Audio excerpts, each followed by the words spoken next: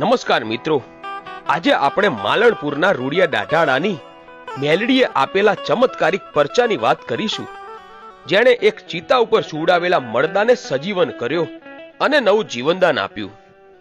બોટાદ જિલ્લાના રાણપુર તાલુકાના માલણપુર ગામમાં ભગવતીમાં મેલડીનો પરમ ઉપાસક એવો રૂડિયો દાઢાડો માતાજીનો બાનાધારી ભૂવો થઈ ગયો, જેમાં મેલડી સાથે સાક્ષાત વેણે વાતો કરતો હતો. અને રૂડિયા દાઢાડાની મેલડી ભક્તોના ધાર્યા કામ પૂરા કરે છે.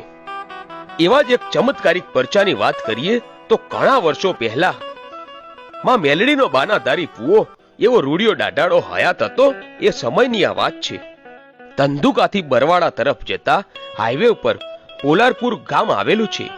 આ ગામમાં એક વિધવા બાઈ એના એકના એક દીકરા સાથે રહેતી હતી. નાની મોટી મજૂરી કરીને ગુજરાન ચલાવતી હતી. એવામાં કોઈ કારણસર દીકરાને ભયંકર બીમારી થાય છે.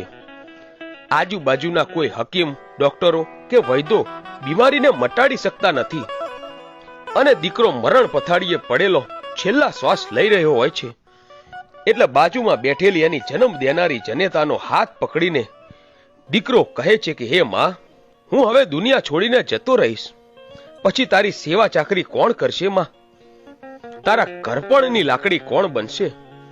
ત્યાં તો માં પોતાના બાળકનું માથું ખોળામાં લઈને એને હિંમત આપતા એટલું બોલે છે કે હે દીકરા, તને કઈ નહીં થાય, માતાજી કાલે સારું કરી દેશે.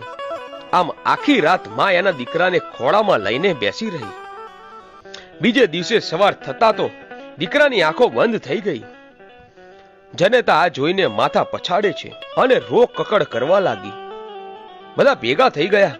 ગામની બીજી બાઈઓ આશ્વાસન આપે છે કે આ તો ભગવાનના ઘરના તેડા છે, એમાં કોઈનું ના ચાલે. ત્યારે ગામના બે ચાર ડાયા માણસોએ દીકરાનો હાથ પકડીને તપાસ્યો તો નાડીના ધબકારા ચાલુ જ હતા અને કહ્યું કે તમે બધા રડશો નહીં, આ દીકરો તો હજુ જીવે છે.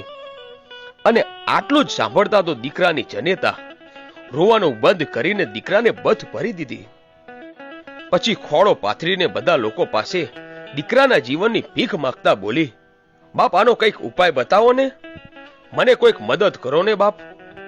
પછી આમાંથી ગામનો એક દેવીને માનવા વાળો માણસ બોલ્યો કે હવે તો એક જ માત્ર ઉપાય છે. રાણપુર તાબાના માલણપુર ગામમાં રૂડિયો દાઢાડો હાથમાં માણાનો ડેરખો લઈ રાત દિવસ તુહીમાં મેલડી, તુહીમાં મેલડી, તુહીમાં મેલડીના નામનું રટણ કરે છે. ત્યાં જઈને રૂડા બાપાને વાત કરી જુઓ, અને જો રૂડા બાપાની મેલડીની દોડ જાર છૂટી ગઈ અને અહીંયા આવે અને મરતા બચાવે, આ રૂડિયા દાઢાડાની મેલડી જ બચાવી શકે.